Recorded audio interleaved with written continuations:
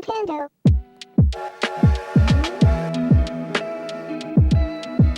Today's video is sponsored by Squarespace.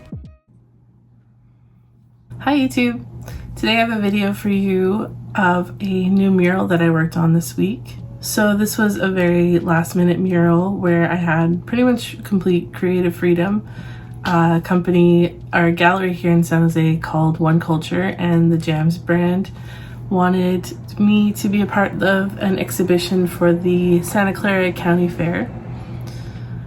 So I think they were picking over like 100 artists that were gonna come and paint murals on the wall in this building, or they had like wooden panels that they could take home or canvases.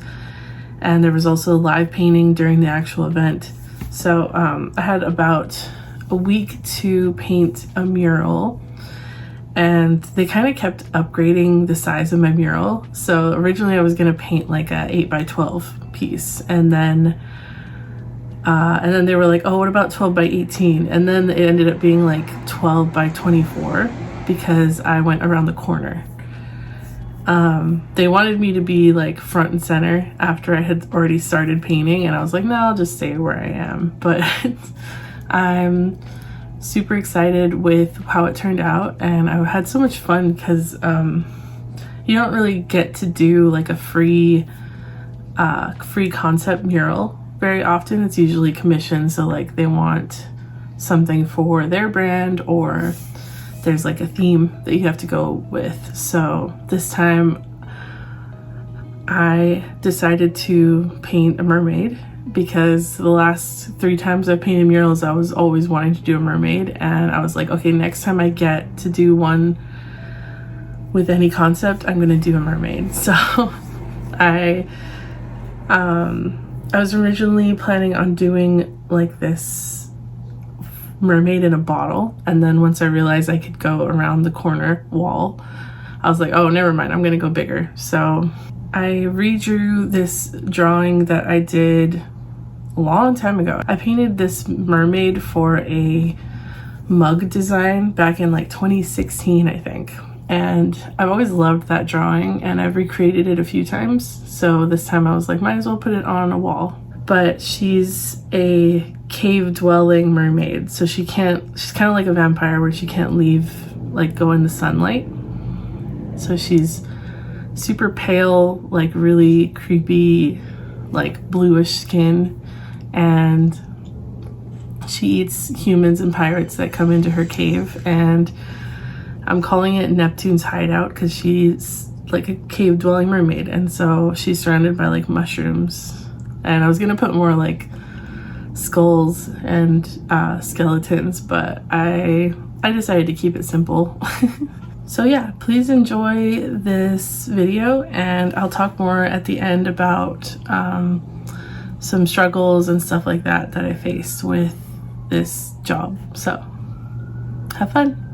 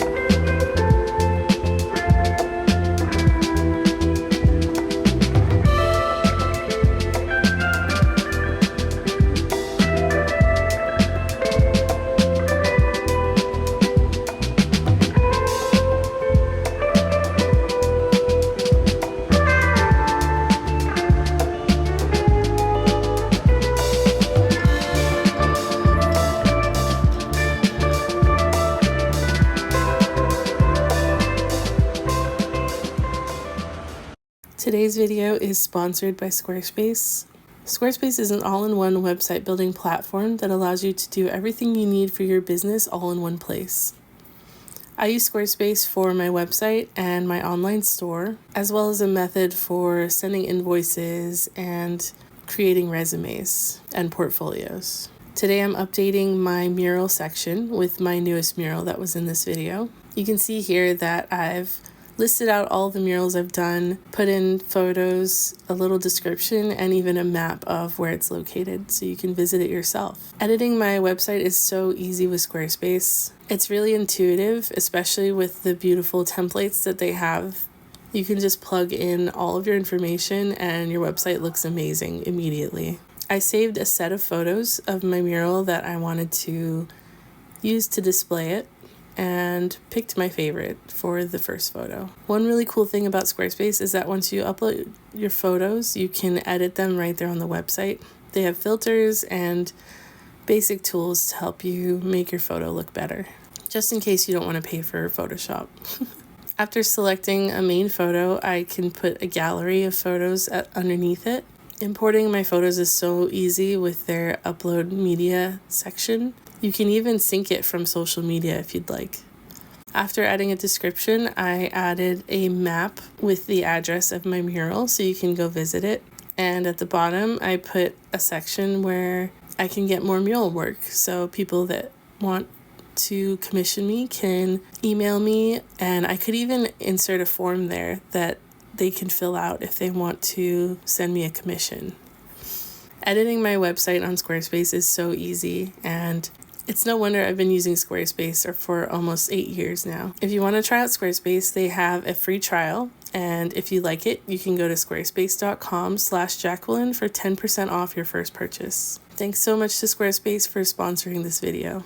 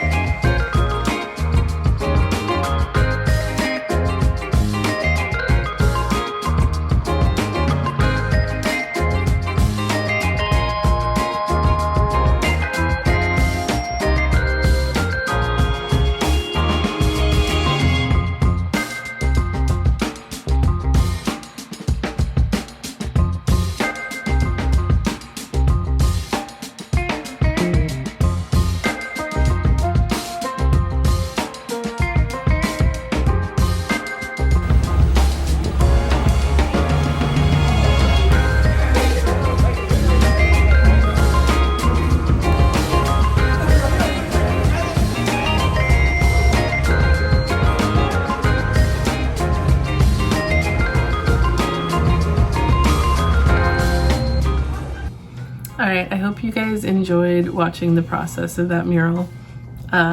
Special thanks to Natalie, who helped me. This is the first time she's ever helped me with a mural, so it was really fun. And also shout out to One Culture for providing food for us and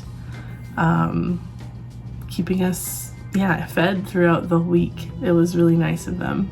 Okay, first I want to talk about my favorite materials this mural and the things that really saved me when it came to being prepared for this project. So first I want to say my favorite brushes were the Wooster palm brush. It's like a really short brush. They have it at Home Depot. That's my all-time favorite brush. I love working with like the short piece of like palm held brush. I don't know why, it's so much easier to control. It's very lightweight, especially when you're like hanging off a ladder and reaching super far. You don't want a brush that's super heavy. So the Wooster brush came in handy so much, and I really want to buy more now. Another brush that I really enjoyed for lining was the Liquitex Freestyle brush. I first tried it out doing secret walls where they provided some materials, and I fell in love with it. So I ordered a couple online, and it's a very straight handled 1-inch brush, and it's like the perfect width for lining large murals. One brand that I am kind of iffy about now, because I was super excited before I bought a bunch of their brushes because they have interesting shapes, was the Zebra, Z-I-B-R-A brand. But it turns out that their handles are very heavy and wooden, which normally would be like a good thing because they're good quality, but they ended up being like too heavy for reaching really far, and I don't know, they just didn't really work out for me this mural. So I'll keep comparing as I go, and eventually I'll have like favorites and a whole list of like the best materials for this. So something else that saved me this time was having my own step ladder and fan. So sometimes when you do like group murals like this, they let you use their stuff, but it's like really hard to sometimes find the items, or like there's other artists using them most of the time and you have to share, which is not bad, but if you're on a time crunch, sometimes it's better to just bring your own. So I invested in a step ladder like a long time ago, and I started bringing it to murals, and this time it saved me. Like, I love my step ladder, and at some point people started borrowing it and I couldn't find it anymore. So like, I'm really glad that I had it, and it was so useful. The fan was very helpful because we were indoors and there was a lot of paint fumes. So I brought my own industrial fan, which you can get at Home Depot, and I normally use it for the studio before, but yeah, I brought it with me, and it ended up being really, really helpful. Some other things that I realize are super important is having a lot of rags. A lot of mine got thrown away that I was saving. So if you have like old t-shirts or stuff that you're either gonna donate, or like maybe it's really, really old and you don't want to donate it, just cut it up into rags, and it's very, very helpful for murals, especially when you end up spilling, or just always have a rag with you when you're painting a mural, because any drips or anything, you can just clean it up right away. Something that I tried that was new for this mural is playing with the different finishes in the paint. So I used mostly leftover paint. This is all stuff that I have left over from other murals, and I normally always use flat, so it's like the most matte texture. It's like not eggshell or matte, it's called flat. There's no shine at all. It's almost like chalk. So that's like the best mural paint, I'd say. It's very opaque. Once you start working with different surfaces, it gets a little bit tricky. So We were using flat paint and the wall that we were painting on was already glossy. So painting over gloss is a little bit more tricky, and you have to do multiple layers because it doesn't adhere as well. So that was one issue. When it comes to paint brands, Behr and Glidden are always my favorite. I have a lot of Kelly Moore that I have to, the colors are pretty, but I have to layer them multiple times because they're not opaque enough. So yeah, I would stick with Glidden or Behr and try to use the same finish for all of your paint. One thing I did experiment with, which I mentioned, was doing all of the color and then outlining with black, and I got a shiny black. It was semi-gloss. They didn't have high gloss, sadly, so I wanted to see if it would make the black pop more, because usually when black is like glossy, it's very rich and dark, and I wanted this mural to look really cartoony. So yeah, I went with glossy black, and it was so fun and smooth to work with. It looked really bold. It sucks that there's a little bit of glare when I'm taking photos, so I have to like make sure the lighting is good, but I think I'm gonna keep using that method when I do black outlines. I probably wouldn't do it for colored outlines, but with black it was pretty fun, and I really like the outcome of it. All right, and some tools that I want to get for next time and prepare for is I need to get a toolbox that's large that can hold all of my brushes horizontally, because right now I keep them in like buckets and I put them upright, and once you start pulling stuff out, they kind of fall a little and they start getting damaged. Some of them, the bristles will get like pushed aside or like messed up, and it's frustrating to see because I like really value my brushes. So I definitely want to get a box that has like trays in it that are large enough to hold the brushes sideways. Something else I want to get is a really low scooter stool, I think they call them. I was looking them online because I know as a kid my dad had one for his like tool area, and it's kind of like a really low stool that you sit on, but it has wheels at the bottom and like a little tray underneath you that you can put your stuff. And I think something like that, or even it doesn't have to be a tray, it could just be like a platform with wheels, would be really helpful when you're painting low to the ground and like you need to like move across a large area. I think that would help a lot, and especially with like, you could even use it for your knees, because if you've ever painted a mural, it's very physically taxing, especially when it's larger and you have to be climbing up ladders and reaching and doing like a million squats in a day. So I think anything that helps with that is definitely useful. I know people use knee pads sometimes, so I probably want to get either the scooter or knee pads for my next mural. And I think that's it. Possibly I want to look into overalls or something that I can wear that has a lot of pockets so that I can keep my tools on me.